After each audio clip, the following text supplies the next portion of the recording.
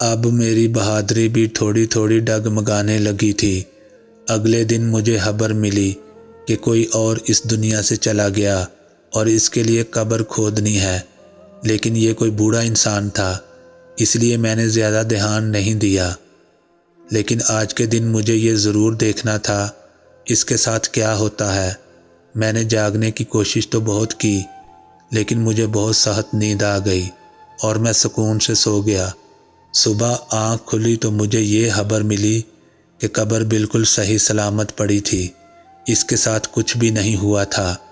اس کا مطلب یہ ہوا جو بھی تھی وہ چڑیل تھی، اسے کسی بوڑھے کی قبر سے کوئی واسطہ نہیں تھا، اس کا شکار صرف جوان مرد ہی تھے۔ ایک دن میں دکان سے کوئی چیز لینے جا رہا تھا، جبکہ ایک آدمی سے ٹکرا گیا۔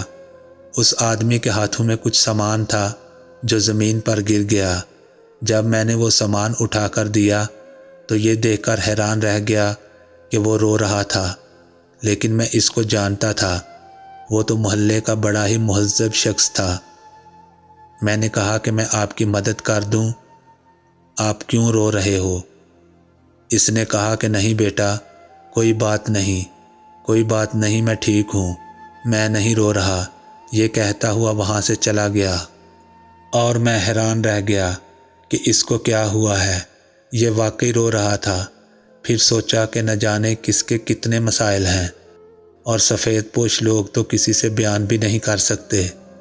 دعا کر دی کہ اللہ اس کے لیے آسانی کرے، لیکن اس کی وہ بے بسی بھری آنکھیں دیکھ کر تھوڑی دیر کے لیے میرا دل بڑا ہی خراب ہو گیا تھا اور میں اسی کے بارے میں سوچتا رہا تھا۔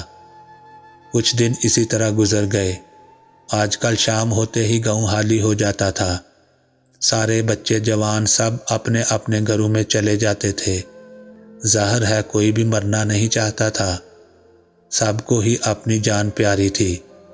میں اپنے لیے کھانا لینے رات کو نکلتا تو سارا علاقہ خالی ہوتا تھا، لوگوں کے کاروبار بھی خراب ہو رہے تھے۔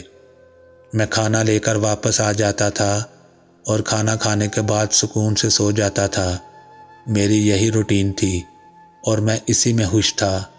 ایک ہفتے کے بعد پھر سے کچھ ایسا ہوا کہ ایک اور لڑکا اس دنیا سے چلا گیا۔ جب مجھے بتایا گیا کہ کسی جوان کی میت ہے تو میں سمجھ گیا کہ اس کے بعد کیا ہونے والا ہے۔ پر کیا میں کچھ کر سکتا تھا؟ کیا مجھے کچھ کرنا چاہیے؟ کیونکہ اگر وہ چڑیل تھی تو پھر میں کیا کر سکتا تھا؟ میں تو کچھ بھی نہیں کر سکتا تھا۔ میں نے قبر تو کھود دی تھی اور لوگوں نے میت بھی دفنا دی تھی۔ سب لوگ یہی باتیں کر رہے تھے کہ پھر سے نہ کچھ ہو جائے۔ مجھے کہا کہ تم نے ساری رات جاگ کر پہرا دینا ہے۔ مجھ پر سب لوگ اس طرح چلا رہے تھے جیسے یہ سب کچھ میری وجہ سے ہو رہا ہے۔ میری تو کچھ بھی سمجھ میں نہیں آ رہا، اور میں نے کسی کا سایہ بھی دیکھا، یہ بھی دیکھ لیا کہ وہ کسی عورت کا ہی سایہ تھا، لیکن اس کے بعد میں اس قدر ڈر گیا تھا کہ آگے بڑھنے کی یا اسے بلانے کی یا اسے کسی طرح روکنے کی میری کوئی بھی ہمت نہیں ہوئی۔ بلکہ یہ بات میں نے صبح گاؤں والوں کو نہیں بتائی، لیکن مجھے چکر بھی آ گئے تھے۔ ڈر کے مارے میں بے ہوش ہو گیا تھا، کیونکہ لوگوں کی بات بالکل ٹھیک تھی۔ میں نے سایہ تو دیکھا ہی تھا، اور وہ بھی کسی عورت کا جس نے کالے کپڑے پہن رکھے تھے، اور اس ٹائم یہاں پر کوئی لڑکی نہیں آ سکتی تھی۔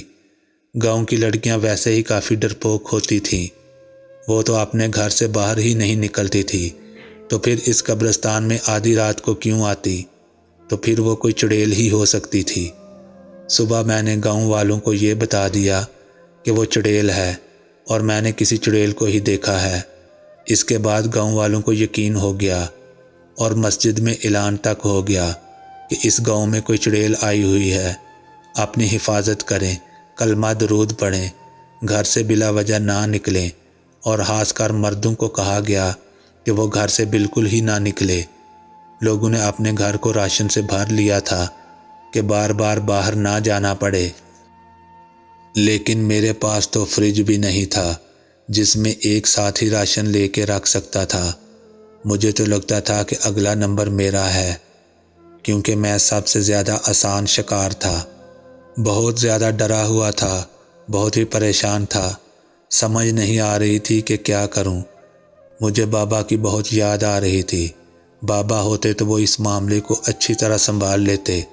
میرے بابا تو اتنے بہادر تھے کہ جیسے انہوں نے اس چڑیل کو دیکھا، وہ ڈنڈا لے کر اس کے پیچھے پڑ جاتے، لیکن میں اتنا ڈرپوک تھا کہ اس کو دیکھتے ہی بے ہوش ہو گیا۔ یہ تو شکر ہے کہ کسی نے مجھے بے ہوش ہوتے ہوئے نہیں دیکھا، نہیں تو میری کیا عزت رہ جاتی تھی۔ کچھ دن کے بعد پھر سے ایک شخص دنیا سے چلا گیا اور مجھے بلایا گیا، لیکن میں نے بہانہ کر دیا کہ میں وہاں پہ ہوں ہی نہیں۔ میں نے ایک مالی کو کہا کہ تم کہہ دینا کہ وہ تو اپنے دوسرے گاؤں چلا گیا، کیونکہ میں بہت ڈر گیا تھا، اس لیے میں نے یہ بات کی تھی۔ تھوڑی دیر اسی طرح اپنے کمرے میں چھپ کے بیٹھا رہا، کیونکہ مجھے پتا تھا کہ جب اندھیرا ہو جائے گا تو ویسے بھی گھر سے کوئی باہر نہیں نکلے گا، تو پھر میں آرام سے باہر آ سکتا ہوں۔ اپنے لیے کھانا لینے گیا۔ ابھی تو یہ سوچ رہا تھا کہ کیسے دن آ گئے ہیں مجھ پہ کہ اپنے ہی گاؤں میں مجھے چھپنا پڑ رہا ہے۔ لیکن آج رات کو میں نے ایسا منظر دیکھا کہ میں حیران رہ گیا۔ میں نے دیکھا کہ کوئی لڑکی کا سایہ قبر کی طرف آیا ہے، لیکن اچانک سے